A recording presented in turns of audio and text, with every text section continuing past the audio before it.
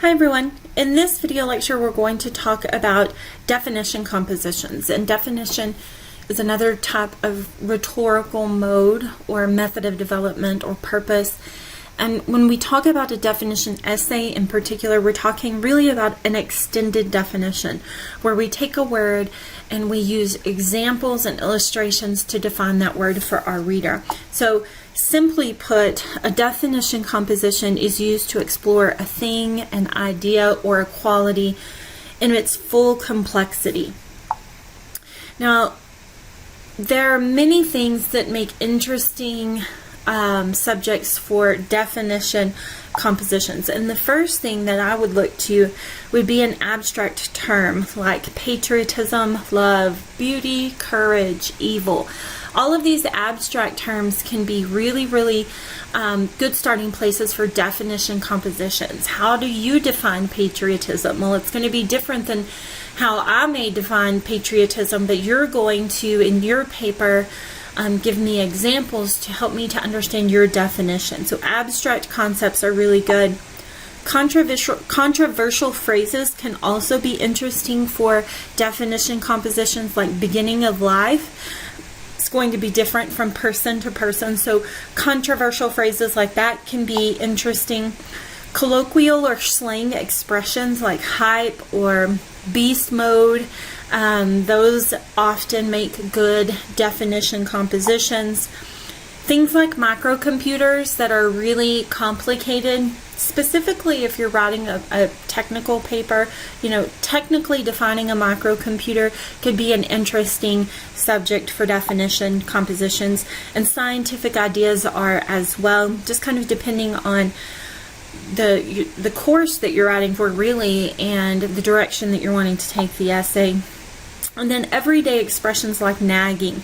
And of course, I'm an English professor, so things like these abstract concepts, controversial phrases, slang expressions, and everyday expressions really stick out to me as good topics for definition compositions. But if you're a science major, these probably look more familiar to you. What you're going to do is you're going to take one term or one thing, and you're going to provide your reader with your definition of it. And you're going to do this by using examples and illustrations. You can also describe what it is that you're defining. Of course, examples are going to be the biggest selling point and the biggest focus of your paper, but like I said, you can describe if you need to. You can use synonyms conveying the range of the word's meanings. You can define by negation, which is always an interesting way to define something. When we define by negation, we define something by telling our audience what it's not, and that limits the meaning and the focus. And then we can also define by discussing the word's etymology. And the word's etymology is the history of the word, the history of the development of the word. And that can often convey its buried or original meaning. When you phrase the thesis statement, of course, you want to include the subject, which is going to be the word that you're defining, and the controlling idea, or what you're going to say about it. And that's what we need to have in all of our thesis statements: the main idea or the subject and the controlling idea. With a word, it can be hard to find a controlling idea. What are you saying about it? Why are you defining this word? Why is it important that the reader continues to read your paper? And some things that you may consider as you're framing your thesis statement: you may consider helping the reader to understand that you're explaining an unfamiliar word.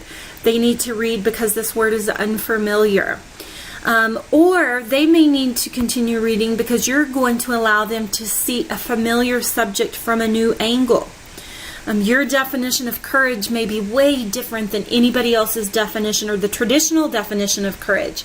And that's why they need to continue reading. That's your controlling idea. If you're arguing in favor of a particular definition, that could be part of the controlling idea in your thesis. And you may also express to the reader that by understanding this extended definition that you're going to provide them with, that it will help them understand themselves better and help them to understand their surroundings better. Now, of course, I keep saying you, and as always, we want to avoid first and second person in these definition compositions. Consider as you write that you don't ever want to mention the dictionary definition. If I wanted to know what Webster's defined the word as, I would look it up. You don't want your reader thinking about the dictionary definition. You want them thinking about your definition. So do not mention the dictionary definition. And I put ever here because this is a pet peeve of writing professors and professors in general. You never want to mention what the dictionary defines a word as, no matter what kind of paper you're writing.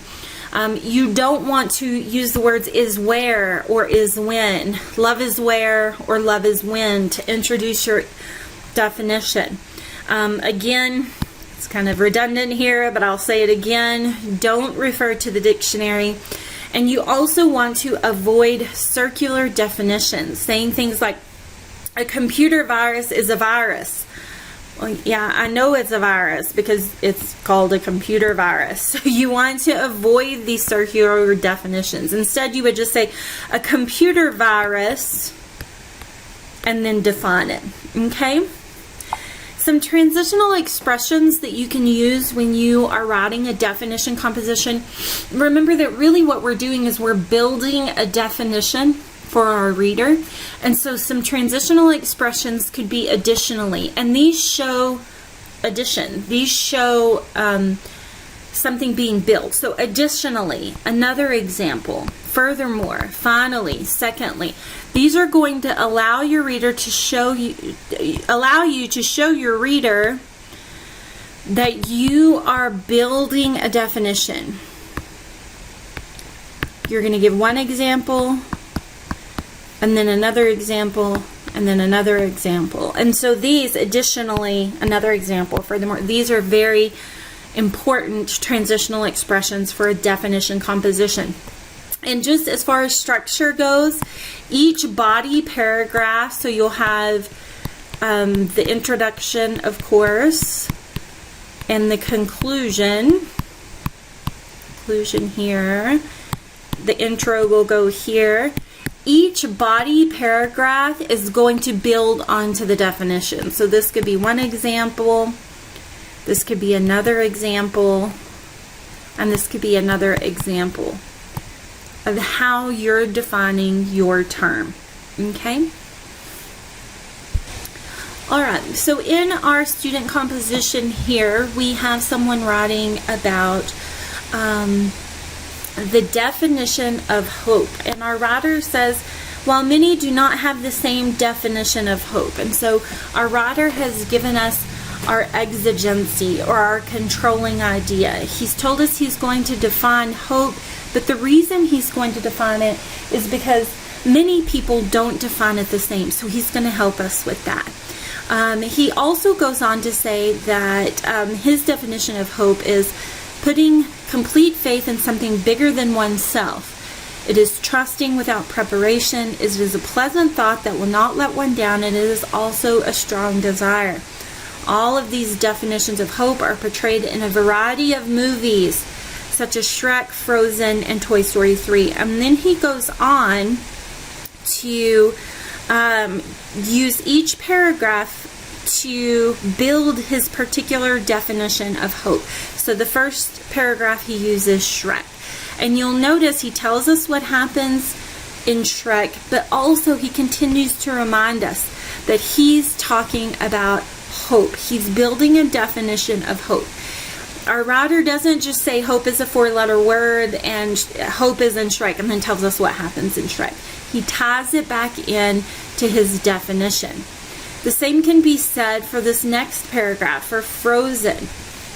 So hope also had a part in the Disney movie Frozen. You see this transitional expression here indicating addition. Hope here and hope here and somewhere in the end hope here. All right. And then we have our last body paragraph, another movie. Again, another indicates that we're building. and it's Toy Story 3. And again, our writer ties it all together by using the word hope at the end, and then he has his concluding paragraph. So this is a really, really good example of how we build this extended definition. And again, using these abstract terms and using popular movies and books and television shows and things that lots of readers are going to be very familiar with can really help you as a writer to advance your ideas. If you have any questions as you work on this type of composition, as always, be sure to let me know.